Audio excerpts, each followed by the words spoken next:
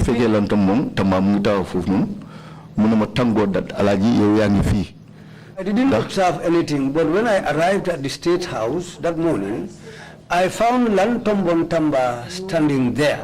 And what he told me was that, thank God, Alagie, you are here. Where did you live at the time? Jamano joju fan nga dekon? Ñu dekon ci ben kam ñi ko woy Cocktail City. Ñu nekk gannaaw MRC. Bori Marine International School. Ñu ñew Marine International School ñu ci fence. I was living at a camp called Cocktail City, which was just behind the MRC camp. In fact, we shared a fence with the MRC, that's with the Marina school. That's in Fajara, right? That's where I was staying. Wow, Fajara.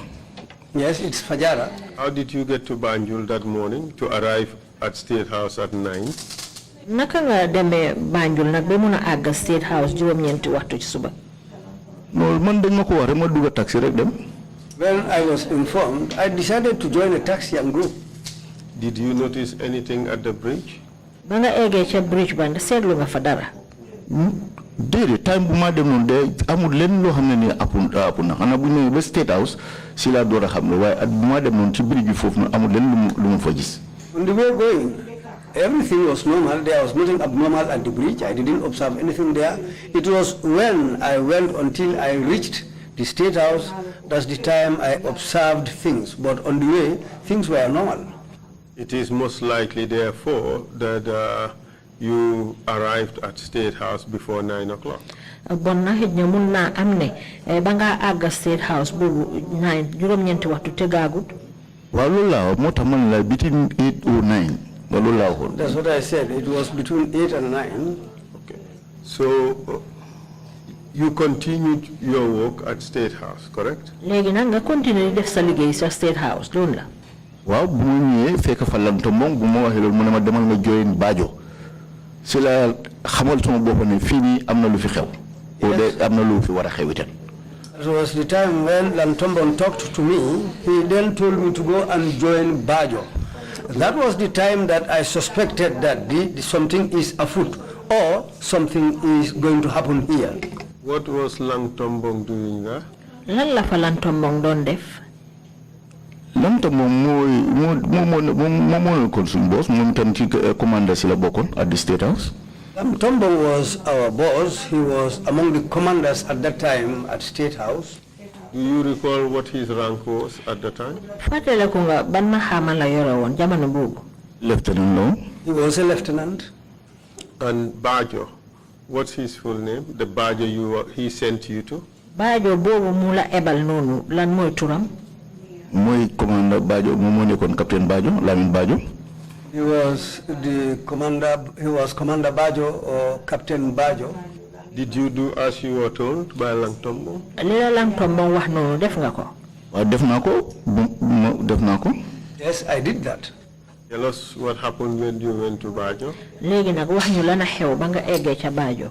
Bu ma jógee ci Lantombong de dem ci Bajo rek non la tassé Bajo mu ngi génn ci ko office vice president Sekou Sabali mom ak ADC Gassama. When I was going to meet Bajo, we met on the way. He was coming from Sekou Sabali's office, and along he was coming with Nanamo Kano Andon. ADC Gassama moy Lamine Gassama. He was coming along with ADC Gassama, Lamine Gassama. So Bajo munema. So Lamine Kaba Bajo munema. Lamine Kaba Bajo told me. Momo ne kon commander State Guard. He was the commander of the State Guards. Munema arrangeal auto yi, arrangeal convoy bi. He told me to arrange a convoy. Convoy bi fona bu faté wu dal 2 to 3 car dal mënu ko passer dal ñetti auto la dal mënu ko passer. If I can remember, it was not more than 3 vehicles. By first auto bi, but the first vehicle, American ambassador auto bi la. It was the American ambassador's vehicle. Benen auto bu fa topa. The other vehicle following that, Pajero loan. Then? Pajero.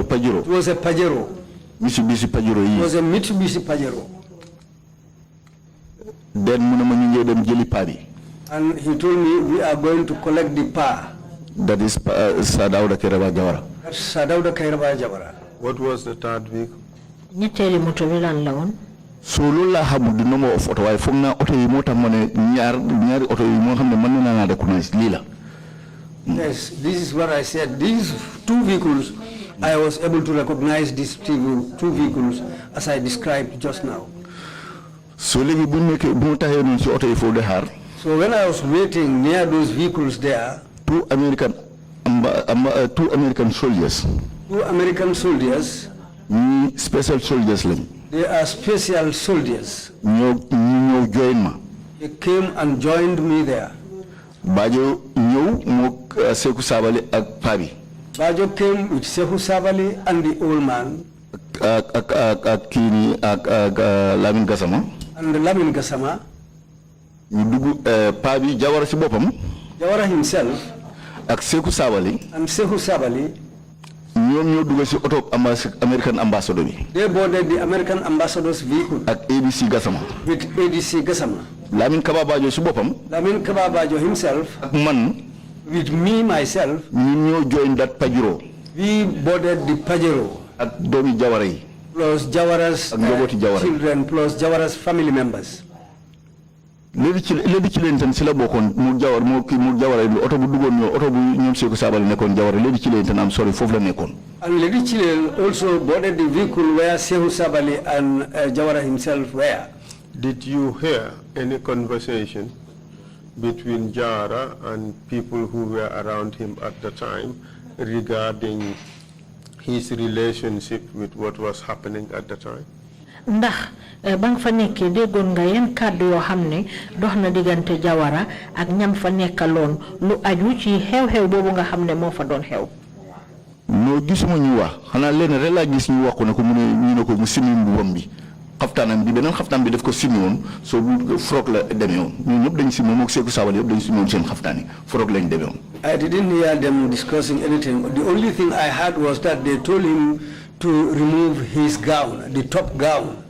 And he did that. He himself with Seku Sabali, they all took off their top gowns and they were left with frocks or the under shirts that they wore. So, just a moment.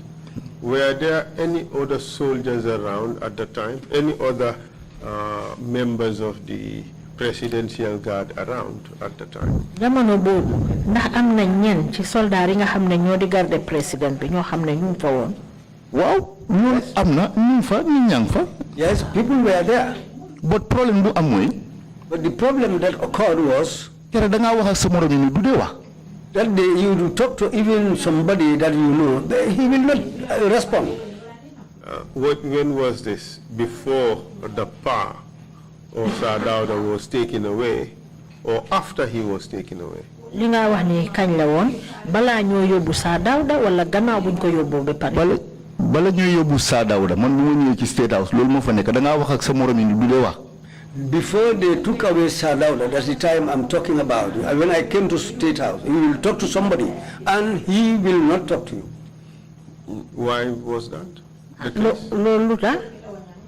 Free Africa, this place is Africa. As at that time, was it known to you, the security at State House, what was happening? Was it known to you? Ba ci jamono joju ndax xamaloon nañ leen yéen ñi nga xam ne yéen a amee woon kaaraange gi foofu State House xamaloon nañ leen li doon dox.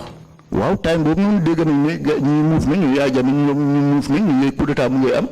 Yes, at that time we've heard the news that Yaya Jammeh and his people, they have already moved and there was a coup in the offing. And where was Jawara taken? Fan lañ yóbbu Jawara? Jawara ñu yóbbu ko ci seaport bi la American Navy ñi nga amoon seen benn gaal bu fa nekk foofu lañ yóbbu Jawara. There was an American Navy ship at the seaport. That's where they took Jawara. And for you, what happened? Yow nag yow sa bopp lu xew? Man foofu bu ñu yóbboo Jawara pare léegi ni dañ fàtte woon briefcase yi Jawara si biir oto bi ñoom ADC moom moo def loolu. dafa fàtte woon briefcase yi ADC kii ni Jawara bi ak Seku Sabali si biir oto bi. When we took them up to the seaport, in fact, they forgot Jawara and Seku Sabali's briefcases in the vehicle. So Bajo wax ne moom moo dem jëli briefcase bi. So Bajo told me to go and pick those briefcases. Ma ñëw jël briefcase yi. I went and collected the briefcases.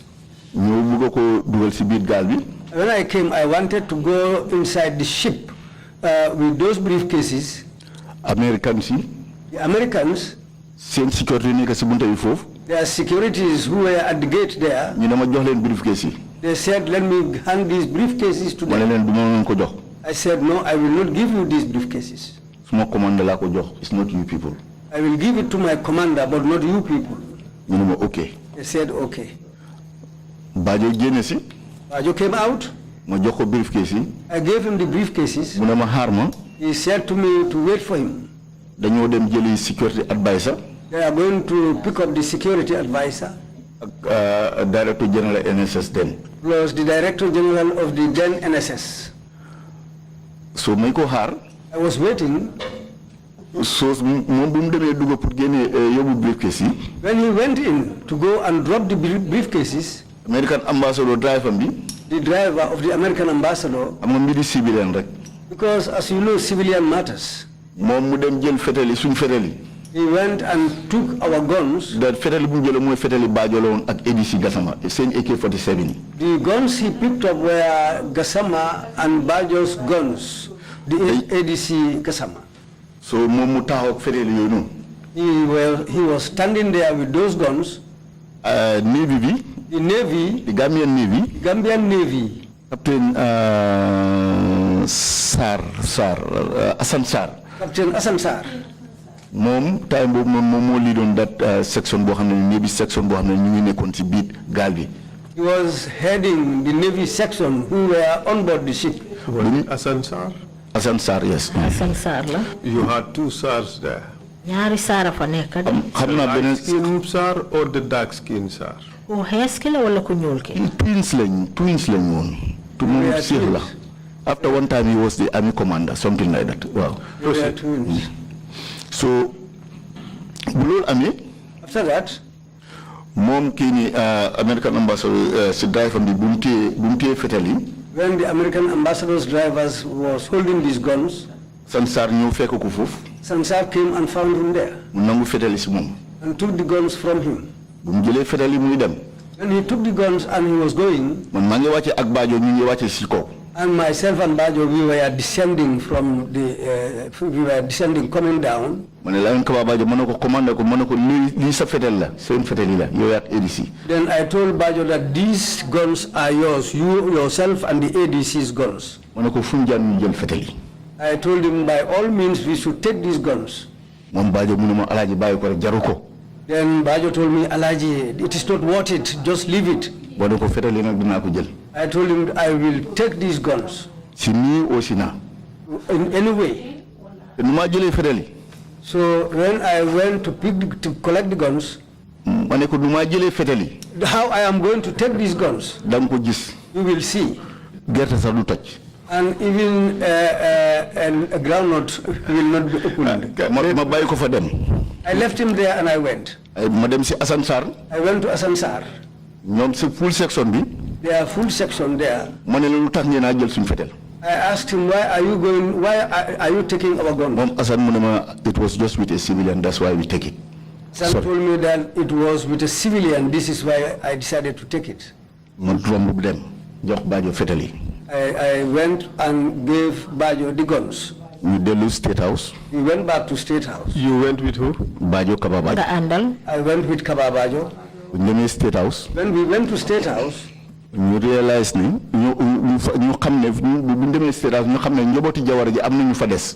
we went to State House, we discovered that some members of Jawara's family were still at the State House. That was Mariama Jawara and Fatmata Jawara. We have to cut this part short. Okay, sir. Okay. Arrangements were made for the rest of Jawara's families who were there to be also taken to the vessel. Was that the case?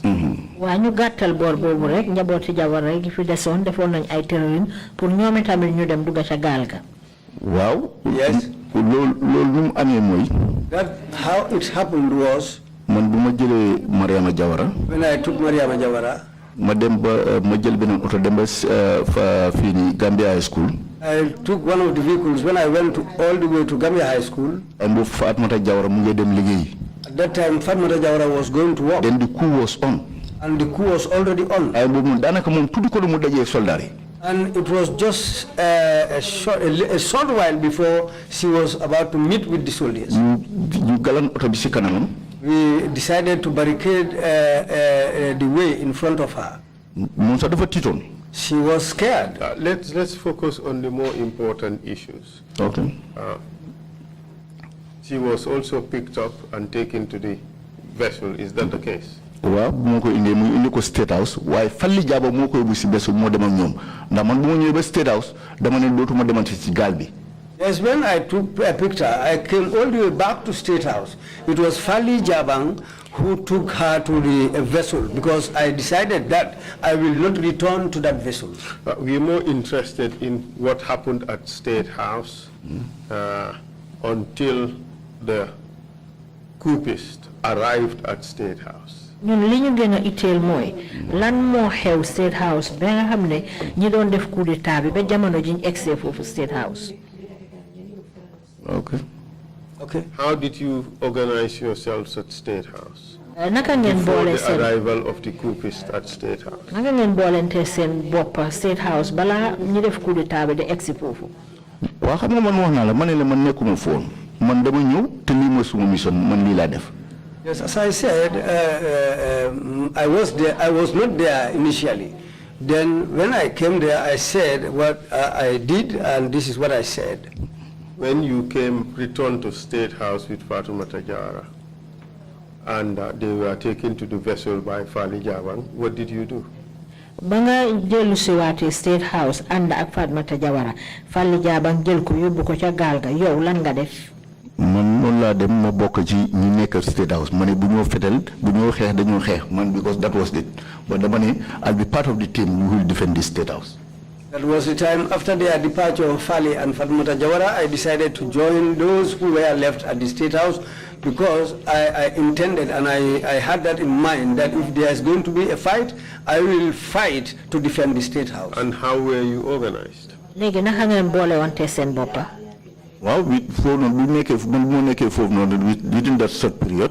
When I was there, within that short period, Edwin, Edward with his team, you don't know. That was the time we saw Edward with his team coming. The question is, how were you organized? Naka ngeen boolante seen boppa. Soldiers ñu won fu nekk ku ci nekkoon nga tekkoon sa position pour que soldiers were there, and each and everyone took a position and was ready to fight. Did you guys mount a defense for State House? Ndax yéen dajale woon ngeen pour aar State House. Waaw parew nañ pour xeex. Aar State House moom parew nañ pour defend ko de laata because fetel yu mënta nekk foofu noonu yëpp génnewoon nañ leen. Yes, we were ready to defend the State House. We mounted a defense, and all the guns in the State House, we took them all out and prepared. Who commanded that defense? Kan moo That jiite defense that was organized? li ngeen oote woon noonu pour aar State House kan moo leen jiite woon. Lantombon Tamba. Lantombon Tamba. What responsibilities were you given? Yéen yan cër lañ leen joxoon ne loolu ngeen war a def. Yow personally? Surtout yow sa boppa. Man bodyguard la léegi kay opération mu am léegi kenn amul responsibility ñëpp fa nekk rek ku ci nekk rek you are waiting for an order. But that is very much different from what an army does. When there is an operation, you are organized. You're just not there by being there. You are organized. You have particular tasks that are assigned.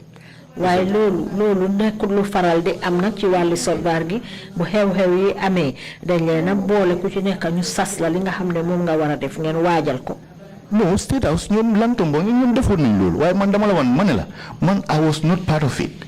Man nekkumoon duty dama ñëwoon for this thing so man lu ma ñëw rek man la ma fekk foofu loolu laay mën a bokk rek waaye man mënuñ ma jox responsabilité extra. As I said, I'm a bodyguard. So when I came and found this situation and State House, after all of that that transpired there, I was there and I decided to be part of the people who are in the State House to defend the State House, and nobody gave me any other responsibility. But it is really unheard of for an army which is mounting a defense, waiting for an attack, to just have its people free-flowing around without any particular tasks or any particular roles. waa lii de moom doy na waar na pour ay soldaar yoo xam ne ñu ngi dajaloo pour aar béréb di xaar nag pour songa boo xam ne dina war a ñëw dal ci seen kaw ñu bàyyi leen noonu rek ñuy tambambaalu amul benn sas boo xam ne moom lañ taxaw pour waajal songa boobu noonu.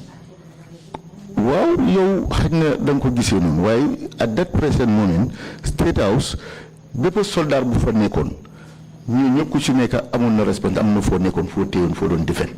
Because bala kuri sa lol mum phone.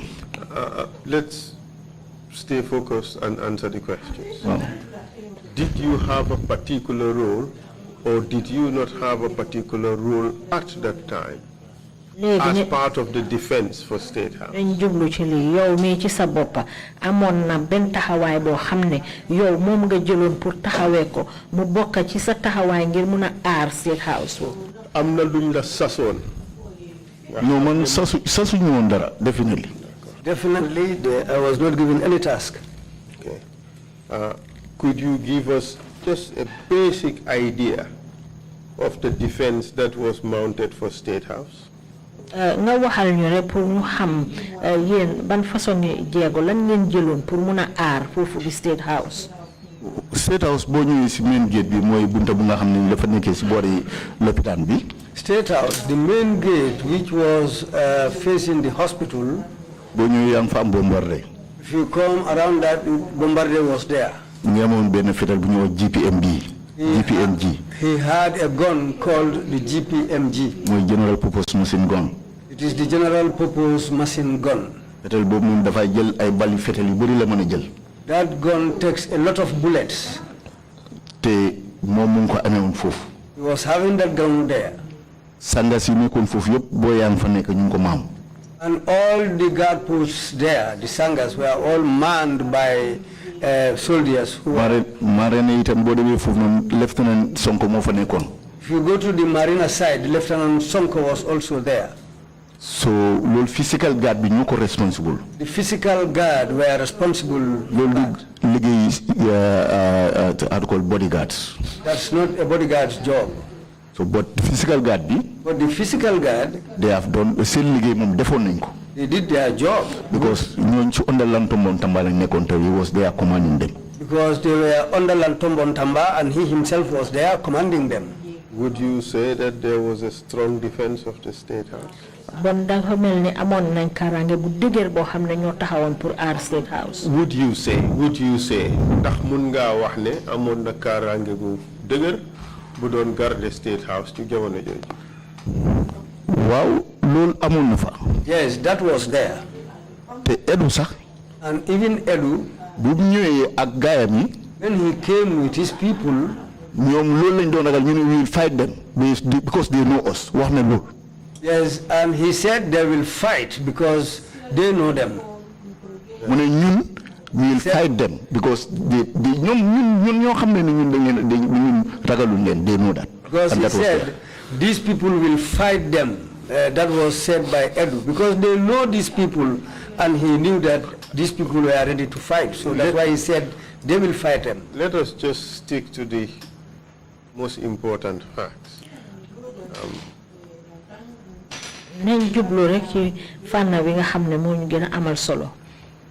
Before the arrival of the coups, the plan at State House under Langtombong Tamba was to mount a defense, correct?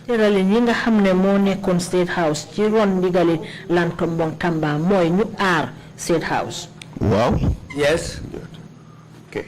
And all the necessary posts to defend State House were occupied pursuant to the order he gave, correct? Te palace nga xamne yépp soldat war na fa taxaw nañ fa pour gis ne dinañ aar State House. Wa lol def nako? Yes, he did that. Tell us what happened after all that. All the posts have been manned. You guys are there waiting. Tell us what happened. Légui wax ñu nak lan mo xew comme que soldat ku ci nekk jël nga sa taxaway pour aar State House lan mo xew gannaaw bobu. léegi bu nekkee si loolu si la njëkk a gis seen gars yi force ñu njëkk a ñëw mooy Edward ak teamam Edward Singate ak teamam ñu ngi ñëwee si boori lopitaan bi boori mooy Makati Square foofu. As we were there waiting, it was Edward and his team who first approached the place. In fact, they came via the gate which was facing the hospital area. That area is the area that they took to come. The witness said two contradictory areas, two areas that are on opposite sides. He said RVH, that gate, and around Makati Square. And these are two different gates in opposite directions. Tell us which gate Edward took. RVH is Makati Square. Sorry, RVH is Marina Parade. Makati Square is around Ministry of Health. Or Quadrangle. Which gate did Edward took? Okay, you are right. So, okay. So, it's Marsebi. Si body Marsebi. Fuflo ñëw bunta bu nekk si Marsebi. You are right. Yes, okay. You are right. Edward and his people came via the road from the market area. And tell us what happened. Wax ñu nak lu xew. When he came, I was standing there. Bakari Kamara mu ngi taxaw suma bor. Bakari Kamara was standing near me. Then ñu xamné they need communication. And they needed communication. Dañ bëggoon wax ak ñun. They wanted to talk to us. So légui ni Bakari Kamara mom mo sacrifice bopam pour mu dem. Ken waxul ko mu dem de. Way Bakari Kamara mo ne dafa dem pour wax ak ñun mu dem. Bakari Kamara decided to sacrifice and go and talk to them. Nobody sent him, but he said he was going to talk to them, and he went. So mu dem wax ak ñun. He went and discussed with them. What rank was Bakari Kamara at the time? Bakari Kamara ban mahama la yore won jamono joju. Mom sergeant la won pare orderly la won to the president. He was a sergeant and he was also an orderly to the president. And was it normal that he would do that without instructions from his command? Ndax jaadu won na nak pour mu def lolu te fekk ki nga xamne moy njitam joxut ko digal li. Wa man nako def. Yes, he could do that. Okay. So what happened when he went there? When he went and came back, he said, we cannot fight these people. He said, these people have very heavy arms. When he said that, Fafa Jata, he was a sergeant, and that's the time when he was scared. And he fired. The first shot State House. It was the first shot which was fired at the State House. Was the shot directed at people? At any particular target? No,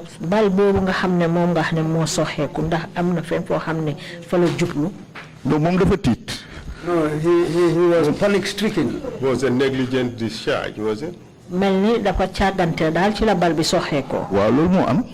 it was. That's how he shot the gun. What happened after that? After that,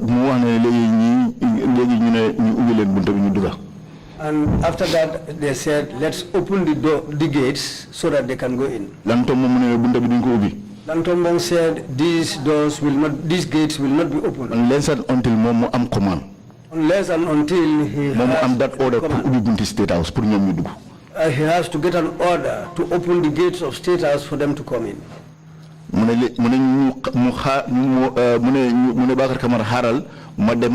Communication ak Bajo au State Jawara pour mëna am ko akini ku mënta xam ci gaay pour mëna ubbi bunta bi.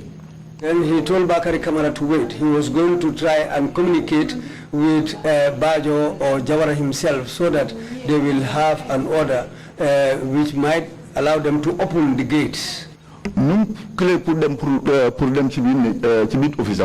Just as he was about to go into his office, then boys commander, already these people and somebody told him, hey, commander, these people have already breached and entered this already.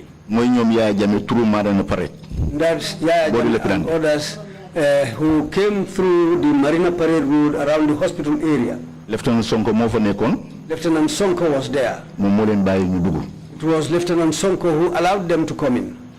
But that is contrary to the evidence we received. waaye loolu nag moom dafa uute ak seede yiñ fi jot.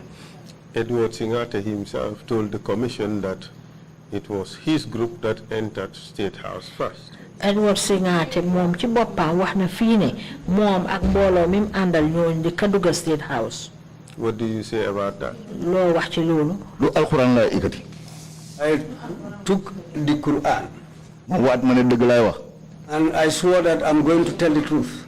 man maa fa nekkoon. And I was there. la ma xam loolu laa wax. What I know, that's what I'm going to say. But I had some pre-hearing meeting with you. Even there, you confirmed to me that it was Edward Singate's group that first entered State House from McCarthy Square end. waaye yow ci sa bopp sax am na waxtaan woo xam ne defoon naa ko yow balaa ngaa ñëw fii te yow li nga ma waxoon mooy ne Edward Singate ak ñim àndal ñoo njëkk a dugg a jaaree ko ci boori bunta ba féetee McCarthy Square. non man waxuma loolu. Kansul man lu ma la wax mooy. What I said. lu ma wax ak lu bind suma statement ak la ma wax. What I said and what I wrote in my statement. mooy lu am. is what happened. te Edward Singate. And Edward Singate. moom groupe am njëkk ñoo dugg lii mooy la xam State House te loolu laa wax. ñu njëkk a dugg State House mooy Yaya Jammeh. It was not Edward Singate and his group who first entered State House. It was Yaya Jammeh and his team who first entered State House. te boo demee suma statement bu ma binda. And if you check the statement that I wrote, loolu nga faa gis. that's what you will find there. doo fa gis leneen lu dul loolu. You will not see anything else there. bala maa wax ak yow itam. And before I talk to you, anybody ku ma waxaat loolu laa la wax. Anybody that I talk to, this is what I told them. dara jarul mooy fen bi da wax lu am. There's nothing worth for me to tell lies. Mr. Witness, it is not being suggested that you are lying. seede bi waxuma fi ne dang waxuloo dëgg de. waaw. We are not suggesting that you intend to mislead the commission. waxuñ fi tamit ne yow sa jubluwaay mooy nga réeral commission bi. What I am telling you is that the evidence you have just adduced is inconsistent with the body of evidence we have received so far. li ma la wax mooy ne li nga fi wax nii léegi dafa utee ak yeneen seede yi nga xam ne moom lañ fi jotagum. waaw loolu mën naa am. Yes, that could be. And also, I am telling you that what you told me before the hearing is inconsistent with what you are saying now. te man tamit maa ngi laa xamal ne balaa ñu ñëw fii waxtaanoon nañ te lang ma waxoon dafa uute ak li nga wax nii. I remember clearly what you said. fàttaliku naa bu baax li nga wax. But let's put that aside because you said that outside the commission hearing. waaye loolu nañ ko tegee boor ndaxte loolu da nga ko wax foo xam ne commission bi nekkuñ fa. And I have your statement. maa ngi nii amee sa kàddu yiñ binda. And let me read out what you have in your statement. xaaral ma jàngal liñ binda ci sa kàddu yi. It does not state exactly who came in first. fii nag feeñalu dëgg-dëgg kan moo njëkk a dugga. But it would set some light on it. waaye dina am nag misaal yoo xam ne dina ko ci wone. Because there are two important issues. ndaxte ñaari mbir la yu am solo.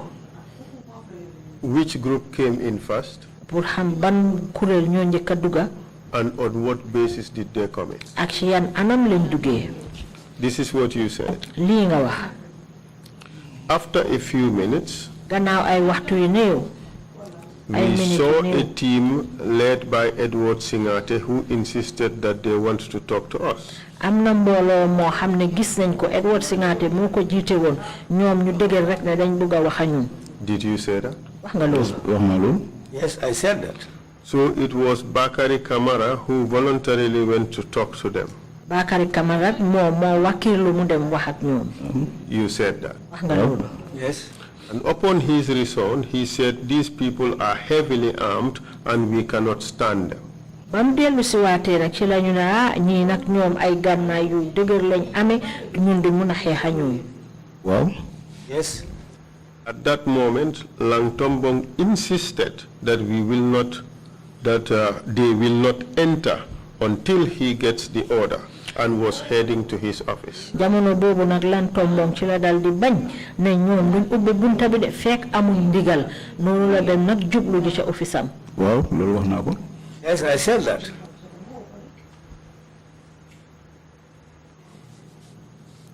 And subsequently saw the other team from the back gate had already captured some of our men. ci gannaaw gi nag ci lañ gis ne yeneen mbooloo mi nga xam ne ñoo jaaree ca bunti gannaaw ga ñoom am na suñ ay nit yoo xam ne sax jàpp nañ leen ba pare. Wow. Yes. That was the time he said, open for them. jamono boobu nag ci la wax ne ubbil leen leen. Wow. Yes.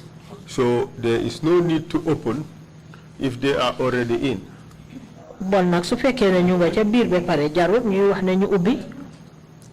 Waaw ñaari bunta la. Yes, there are two gates. In fact, Wow. it was Musa Jame who opened the McCarthy Square gate. ndaxam sax Musa Jammeh moo ubbi bunta ba nga xam ne moo faree ca wàlli McCarthy Square. Correct? No, man la confirm ni Musa Jammeh moo ko ubbi wut ko. No, I can confirm. Waaye lu ma mën a wax mooy Lantombong dafa bañu na bunta bu mu ubbi.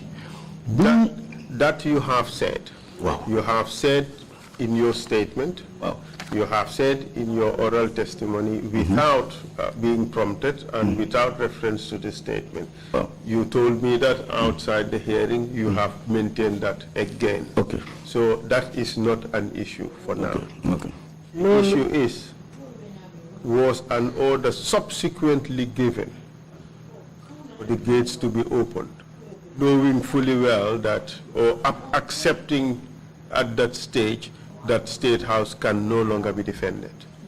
léegi li ma laajte mooy ndax am na ndigal boo xam ne joxe nañ ko pour ñu ubbi bunta bi gannaaw buñ xamee ne digga rek jamono jooju moom mënatuñoo aar State House. Waaw loolu am na. Yes, that happened. All right. We have received evidence am na ay seede yoo xam ne jot nañ ko fi. that there was a conversation between Lang Tombong and Yaya Jammeh over the phone in Jola. ne am na kàddu yoo xam ne dox na diggante Lang Tombong ak Yaya Jammeh ñu doon ko wax ci téléphone te ci làkki Joola lañ ko doon wax. In which Lang Tombong agreed to open the gates of State House, and he opened when Yaya Jammeh's team arrived. ci la nangu nag pour ubbi bunti State House te daf ko ubbi fekk Yaya Jammeh ak ñim àndal egsi nañ State House. You being a person who was present there, yow mi nga xam ne yow ci sa bopp yaa fa teewoon. did you see anything to suggest that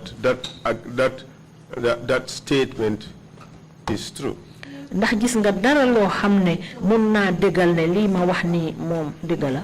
Loolu nekkut dëgg. That's not true. Why did you say that? lu tax nga ne du dëgg. Ndax bu nekkoon loolu dëgg la. If that is the truth, then Lantombong then Lang Tombong xam na Yaya Jammeh. knew Yaya Jammeh. Bu xamee ne Yaya Jammeh If he knows that Yaya Jammeh dafa pare pour def coup, is ready to organize or stage a coup, Yaya Jammeh moog Lantombong Yaya Jammeh and Lang Tombong, foog naa I think Lantombong moom Lang Tombong himself Yaya Jammeh mën naa am ak moom loo xam ne nii moom dana ko mën a danga xam ne dadde moom dana ko sympathise au mu support ko ci la moo def waaye Lantombong amul fenn fu mu supporté Yaya Jammeh, so that means ne Yaya Jammeh ak Lantombong amuñ anything loo xam ne ni in common. Lantombong sa Yaya Jammeh daf ko ululoon Lantombong. Well, as things were going, Lang Tombong could have been somebody who might have sympathized Yaya Jammeh, but on this particular day, there was nothing like that, and Lang Tombong didn't have anything to do with Yaya Jammeh. In fact, Yaya Jammeh, Lang Tombong was against opening the gates. This is why he tried to sought for permission, but Lang Tombong was not on his side. The answer is long and muddled, Okay. a bit difficult to comprehend. But I'm not after your own personal views as to the relationship. Okay. I don't want you, I'm not inviting you to speculate. Okay. All I want you to say, to answer, to talk about is from what you saw. is the suggestion that Langtombong spoke to Yaya Jammeh and ordered you guys to open the gate. No, because Bena, ñun ñoo fa nekkoon ak Langtombong. There is amut fenn fu Langtombong jëlee téléphone de wax. Pour mo wax ak ñoom Badio sax dafa waroon a dem office am pour wax. So bu nekkoon communication boobu mu fa nekk loolu laa mën a amee te amut fa. There was no instance where Lantombong communicated with somebody on the phone. And Lantombong didn't speak to Yaya Jammeh on the phone. In fact, if there was going to be a communication, Lantombong wanted to go and make the call in his office. But to talk to Yaya Jammeh, that didn't happen. Good, thank you very much. And after all these groups, these two groups, converge into State House, what happened? Waa baax na bon jërëjëf léegi nag gannaaw boo xamee ne ñaari mbooloo yi yëpp nag dugga nañ biir State House lana xew. Duggee State House. When they came into State House, man dama move to dama dem si boori garage si Jawara seen oto yi fu ñu nekk foofu laa dem taxaw. I went to the garage where Jawara's vehicles are usually parked. That's where I went and I stood there. maa ngi study ñoom seen movement. I was studying their movements. Paul Bojang wax ni. That was the time when Paul Bojang told me. They are coming for you. ñu ngi ñëw pour yow. We are coming for you. ñu ne fu Jawara nekk moom la ñu laajte to yaa yóbbu Jawara, so they want to know that from you. And we are coming for you for the purpose of knowing where Jawara is, because you took him to wherever he is, and that's why we are coming for you. Noonu laa demee si boori garden bi. That's how I went towards the garden. So ma fence bi ma jàll fence bi ma dem. Then I decided to scale the fence and go. From the State House ma escape. From the State House I escaped. Ma ne bu ngeen maa rey sax man fu Jawara nekk duma leen ko wax. I said to them, even if you are going to kill me, I will not tell you where Jawara is. Who did you say that to? Huh? That's what I said. Wow, so I have to go. Before I will not reveal that to them. I said that in my mind. I said to myself that wherever Jawara is, I will not tell them, even if they are going to kill me. Madam must stay Tabakuro si NIA officer Lamin Jan Kiram Fufla for 2 days. I went and stayed with Mood Lamin Jan, a former NIA officer. I stayed at his home for 2 days. Money I'll never reveal for Jawara Neka because both say madam talk to NIA officer Bobnon. Pour Banyawa, the secret ne Jawara feel Neka you take or anything. Because the reason why I went to stay at that NIA man's home is that I don't want to reveal the secret where Jawara is so that they'll capture him. I didn't want that. Mr. Witness, in all honesty, you had it in your mind that revealing that Jawara was at the boat would have endangered him? Was that what you had in your mind? No,